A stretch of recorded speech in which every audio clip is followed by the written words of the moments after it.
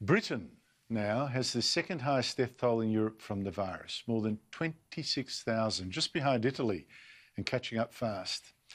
Adjusted for population, though, it is fourth in Europe, way behind Belgium and Spain and then Italy. But clearly, things are not going well. Joining me is Britain's sharpest political commentator, Brendan O'Neill, editor of Spiked, an online magazine. Brendan, it's great to catch up with you again. What has gone wrong in Britain?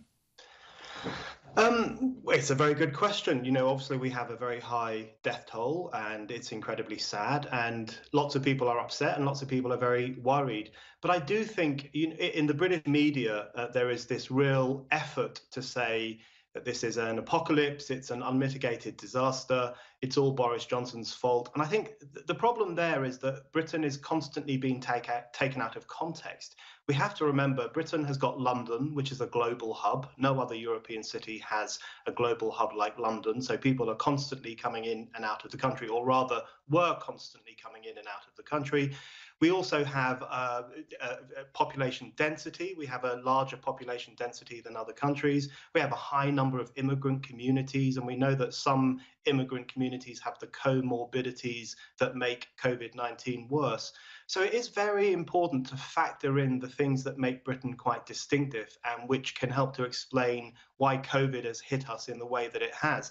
And I don't like the way in which Britain is compared to countries like New Zealand, for example, which is incredibly sparsely populated. I think we need to be realistic about what's different about Britain and why the disease has moved in the way that it has.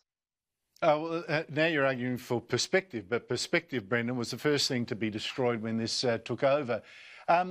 Britain, the argument is Britain was first dabbling with the idea of herd immunity. The government was thinking herd immunity, which is like you get 60% of the population getting a virus to which there's no vaccine, protect the vulnerable, but after 60%, then there will not be a second wave because the virus then finds it much harder to find someone who hasn't got it to then be transmitted. Now, Sweden has gone for that sort of plan, let people be infected, become immune, but save the vulnerable. But Britain then had its hospitals getting flooded. The government seemed to give up. Is that an actual description? Did Britain actually have that herd immunity plan? Well, you know, I think there's a lot of naivety about herd immunity. It's said in this kind as if it's a dirty word. You know, how dare you even think about herd immunity? The point is that everyone is really aiming for herd immunity, whether they admit it or not. And there are two ways to get herd immunity. You either let the disease move through the populace and you take as many measures as possible to make sure that it doesn't overwhelm the health system and that it doesn't impact too harshly on certain communities. That's the kind of approach Sweden has taken. Or you achieve herd immunity with a vaccine, and we won't have a vaccine for quite a long time. So we have to be realistic. This is a novel virus. It's a strange virus. It's now part of the family of diseases. We have to accept that. So herd immunity is the thing we all have to go for. The question is how to get there. So that, you know, when people bash Boris in particular, they accuse Boris of being this evil mastermind who initially wanted to infect the whole population. It's a really crass description of what he was actually talking about, which is the inevitable goal of herd immunity as being the only way in which we can ensure that this disease doesn't have too much of a terrible impact in the future.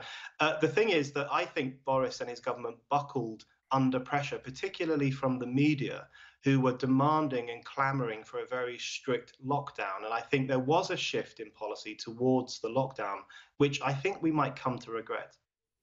Well, because until you get herd immunity, you will be forever vulnerable. You can't lift your borders, and Britain is an international trading entrepot. You'll suffer for a long time. But if you're going to do herd immunity, one of the most important things is to lock down the elderly, the most vulnerable. There's something seems to have gone wrong. You've had 4,000 deaths at least in aged care homes. Some people say it's a lot more. Italy, Spain, Belgium, they bungled this even more. Up to half their deaths, nearly half their deaths are from people in aged care homes. Was enough done to seal off the homes in Britain? No. That's one of the key failures in this country. And, you know, I also think that this springs a little bit from lockdown fanaticism, because we became so obsessed with a society-wide lockdown. We constantly scaremongered about the way in which this disease can kill all ages, including young people, which is not true. Deaths among young people are incredibly rare. And we became so obsessed with policing parks and getting the police to tell people off for going shopping more than once a week, that we lost sight of what was actually very important, which was protecting those who we know are most vulnerable to this disease, which is older people and people with underlying health conditions. So I do think the distraction of a pretty fearful and pretty severe lockdown meant that we didn't focus enough resources and attention on protecting elderly people from this disease. And I also think the crisis of elderly deaths in Europe at the moment can't be separated from the contempt in which old people have been treated in recent decades. You know, they have been neglected, care homes have been neglected. Old people are talked about in the most horrendous ways as racist and backward. And, you know, the way in which older Brexit voters have been talked about in the UK over the past 4 years is just absolutely horrific. You know, they stole young people's futures. They have backward views that maybe they should have the right to vote taken away from them. We live in cultures which are quite ageist. And I think that has contributed to the ghettoization of old people and has contributed to the current situation we find ourselves in. So one thing we have to take away from COVID-19 is that we've got to treat old people with more respect, and we've got to treat the end of life experience with more dignity. And that's so incredibly important. That is so true, because in past years we've had far more older people die of the flu without a single person talking about lockdowns or anything at all. And now we've got far fewer, this is in Australia now, dying of the COVID-19, and it's a catastrophe. So maybe we can learn, maybe we should do a little bit more to keep the elderly safe in old people's homes. Is that the right phrase now? I don't think that's politically correct. Sorry about that. Brendan O'Neill, thank you so much indeed for your time.